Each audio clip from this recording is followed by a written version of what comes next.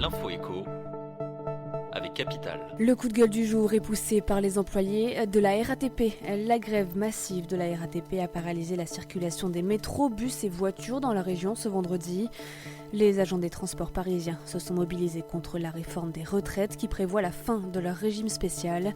Ces derniers devraient se voir appliquer les mêmes règles que l'ensemble des autres salariés et pourtant, le passage de l'âge de départ à la retraite de 52 à 62 ans ne se fera pas dès 2025, date prévue de la mise en place du régime universel.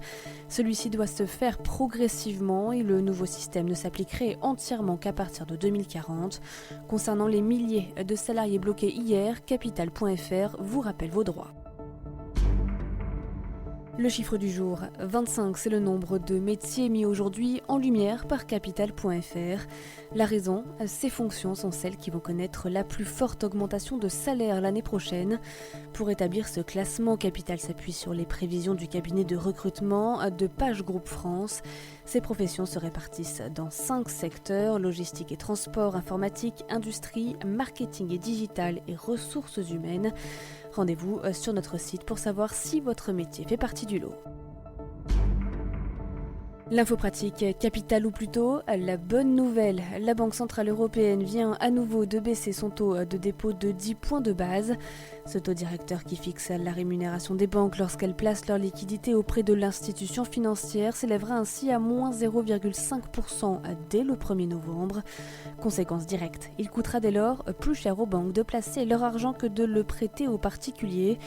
De l'avis des courtiers, cette politique accommodante pourrait entraîner une nouvelle baisse des taux de crédit immobilier. La barre du 1% sur 25 ans pourrait même être franchie avant la fin de l'année. On termine avec le carton de Jean-Jacques Goldman sur Spotify. Selon une enquête d'Europe 1, un utilisateur français sur 3 de Spotify et Deezer a écouté au moins une des chansons de l'artiste depuis qu'elles sont sorties sur les différents services le 23 août dernier.